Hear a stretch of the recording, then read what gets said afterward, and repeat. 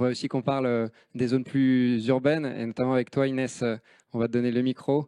Tu diriges une association qui s'appelle Get Up et qui accompagne beaucoup de jeunes dans les quartiers prioritaires. Je te laisse la parole.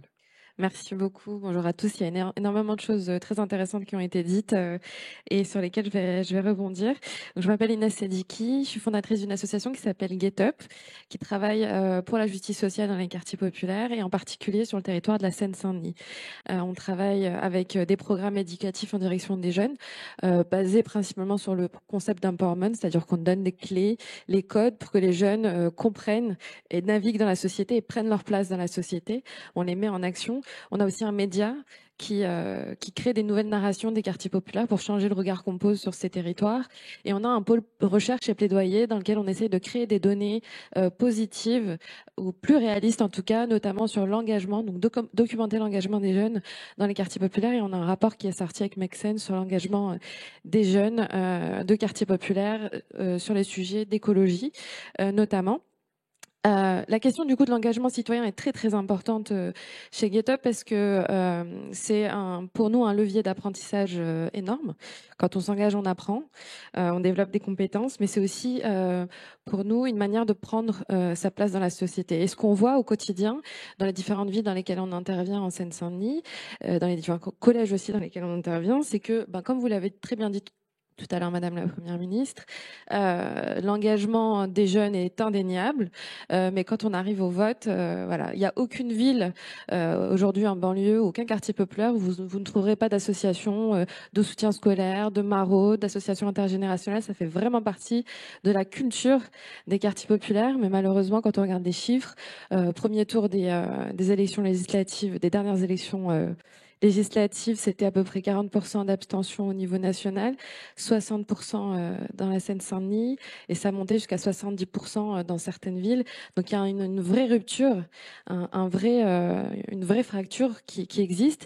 Et comment on explique ça? Alors nous, depuis 2016, en fait, on travaille, on encourage les jeunes à s'inscrire sur les listes électorales, voter, mais aussi surtout comprendre les enjeux, on l'a dit tout à l'heure, qui se cachent derrière ces élections. Que gère le département, que gère la région, qu'est-ce qui est du ressort du gouvernement. Donc on fait pas mal de décryptage, ils sont tous disponibles sur Instagram. On a aussi décrypté les différents programmes, par exemple des candidats aux élections présidentielles, aux dernières élections présidentielles. On décrypte aussi des sujets de société qui intéressent, des lois, des projets de loi qui intéressent les jeunes, parce que vraiment, par exemple, la loi sécurité globale qui a beaucoup mobilisé les jeunes dans les quartiers populaires, et on essaie donc de leur faire comprendre, de leur donner les outils. On va aussi plus loin. On a permis à certains jeunes de travailler pendant plusieurs semaines à proposer des lois qui ont été soutenues par certains eurodéputés, notamment Salima Yambou, que je pense que vous connaissez, et qui ont été présentées à la Commission européenne. Mais ça ne suffit pas. Ce que je veux vous dire, c'est que toutes les semaines, on est dans les établissements scolaires pour faire ces ateliers, pour parler d'actualité, pour parler des institutions, pour parler de la politique, de s'engager tout simplement, d'être des citoyens à part entière. Et on est confronté à une blessure très profonde dont j'aimerais beaucoup parler aujourd'hui. Donc bien sûr, il faut continuer à faire ces ateliers de sensibilisation, mais il faut aussi aller à la source du problème, du pourquoi. Et aujourd'hui, il y a énormément de jeunes de quartiers populaires qui n'arrivent pas à vraiment se considérer comme des véritables citoyens, à part entière en France. Il y a un sentiment d'être des citoyens de seconde zone, voire parfois des citoyens en sursis. C'est violent, mais je vais vous donner juste une citation d'un des jeunes auprès de qui on a fait un atelier dans un établissement scolaire du territoire, et qui nous disait: de toute façon, moi j'attends juste que l'extrême droite passe, parce que je sais qu'on va me renvoyer au bled. Donc c'est un élève français, donc vraiment de nationalité française, qui est d'origine étrangère et qui, dans son imaginaire, va bientôt être expulsé de son pays. Donc c'est quand même très très très très ancré dans la mentalité de ces jeunes-là. Il y a une véritable souffrance par rapport à ça, et forcément on peut pas être pleinement dans un citoyen dans un pays où on se sent illégitime, où on se sent pas reconnu, où quand on allume la télé, notre récit est complètement confisqué par soit des journalistes, des éditorialistes, certains politiciens, jusqu'à des scénarios sur Netflix. C'est quand même assez pesant au quotidien. J'ai aussi très proches de moi et j'aimerais vraiment vous alerter sur ça parce que ça s'arrange pas avec les générations. J'ai des gens brillants autour de moi qui quittent la France parce que ils arrivent plus à supporter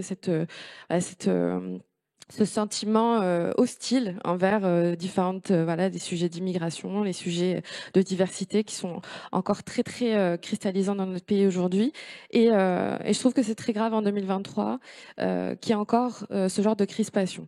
Alors moi ce que je voudrais vous proposer, c'est déjà vous parler de quelque chose qui a fonctionné pour nous, c'est que on s'est lancé il y a il y a 2 ans, le défi de changer cette narration et de créer un récit national qui donne sa place à chacun, un récit national inclusif pour que tout le monde, et en particulier les près de 6 millions d'habitants qui vivent en quartier populaire aujourd'hui, ait une place dans la photo de famille de notre pays, parce que c'est la première étape pour moi, pour que ces gens se sentent pleinement citoyens. Donc c'est une web-série qui s'appelle Nos darons, nos daronnes, qui a été coproduite avec 3 francs 6 sous et Neuf Prod, et on a fait parler des parents issus de l'immigration avec leurs enfants, les questions d'identité, de culture, juste apaiser ce débat et montrer que c'est possible d'être français de plein de manières différentes.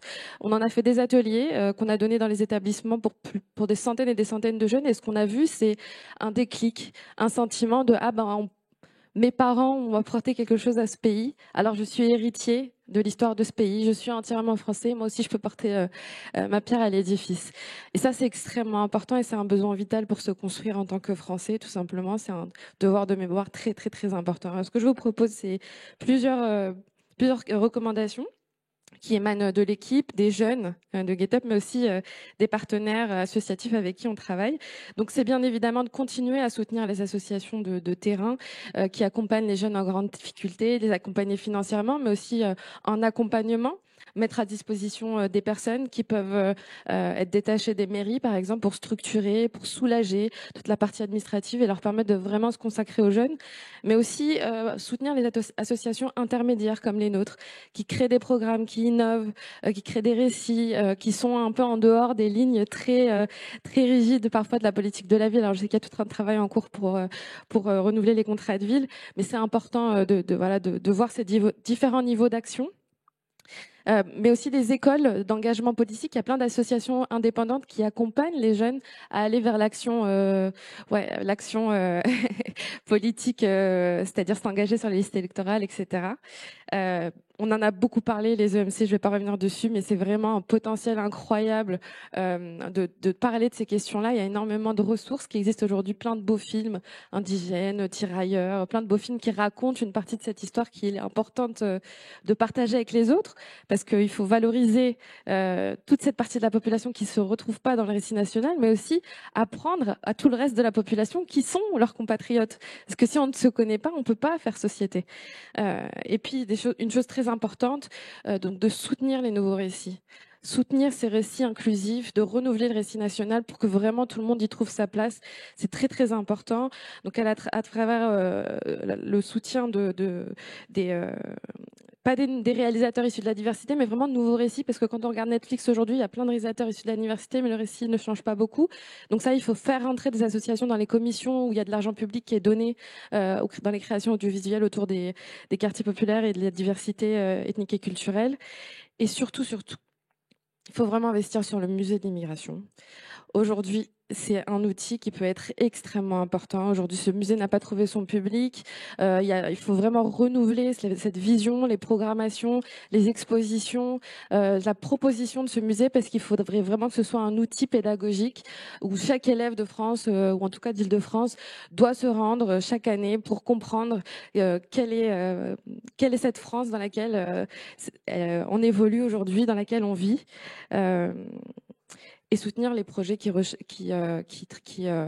projets de recherche et de recherche-action qui renouvellent aussi les données sur les quartiers populaires, parce qu'aujourd'hui on a beaucoup de choses autour de la radicalisation, du décrochage scolaire, c'est la dernière chose, j'arrêterai là, du décrochage scolaire, de la délinquance, etc. Mais on n'a pas beaucoup sur l'engagement des jeunes, on n'a pas beaucoup sur ce que les jeunes de quartiers populaires apportent à ce pays. Je pense que c'est important. Ils ont beaucoup de potentiel à donner à la France et il faut vraiment les investir en eux. Voilà. Merci.